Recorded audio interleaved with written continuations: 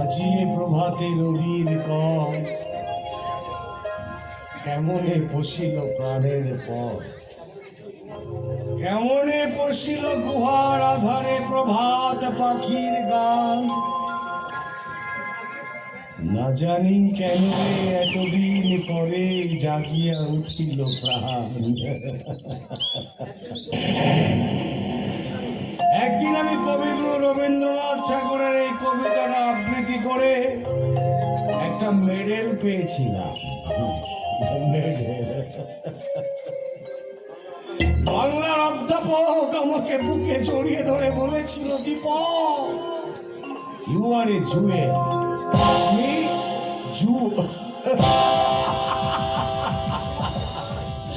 কি সুমধুর ধাপ্পাবাজ। বেলা 10টায় সাইডে নিয়ে গাড়ি আসছে। আমরা ঠিক করেছি দিনের বেলায় গাড়িতে আমরা হাত লাগাবো না। বর্তমি করে দান দেওয়ার মধ্যে কোনো কৃতিত্ব নেই গুরু। আইনের ফিল্ম সম্পূর্ণ একমত। জানটা বেঁচে থাকলে আমরা আরো অনেক টাকা রোজগার করতে পারবো গুরু। আচ্ছা, রেল পুলিশের বেঙ্গল পুলিশ একদম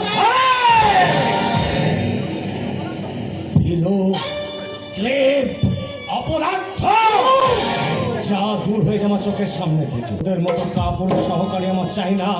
আমি একাই প্রকাশ্য দিনের বেলায় আগান ভাঙব।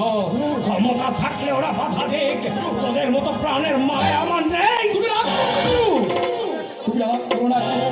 আমিও একদিন তোমার মতো বেপরোয়া ছিলাম, কিন্তু 1 বছর হলো আমি ফিরে পেয়েছি।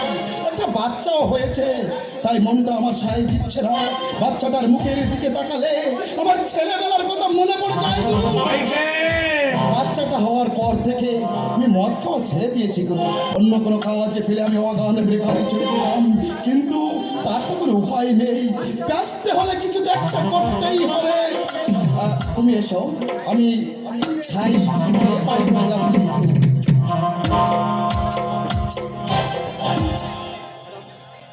একটা অপদার্থ এই নোংরা পৃথিবীতে কি দরকার ছিল ওটাকে আনবা?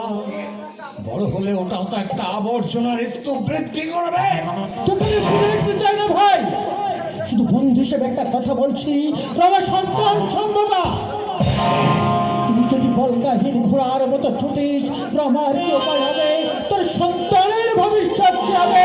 কথাটা ভেবে দেখতে অনুরোধ করছি। আমার সন্তান সম্ভব? হ্যাঁ ভাই, অভাবের জ্বালায় আমরা এই পথে নেমেছিলাম, কিছুটা অবধি দূর হয়েছে। তাহলে বেপরোয়া কাজ করার প্রয়োজন কি?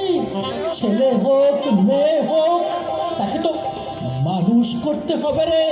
কথাটা একটু ভেবে দেখিস ভাই, একটু ভেবে দেখি।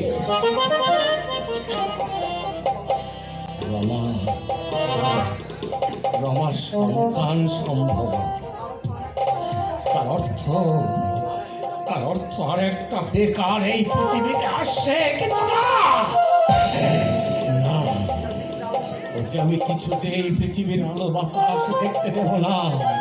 ওকে আমি জন্ম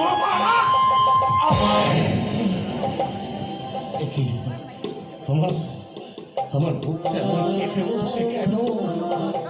আমার মনটা এমনি হাহাকার করে কেঁপে উঠছে কেন?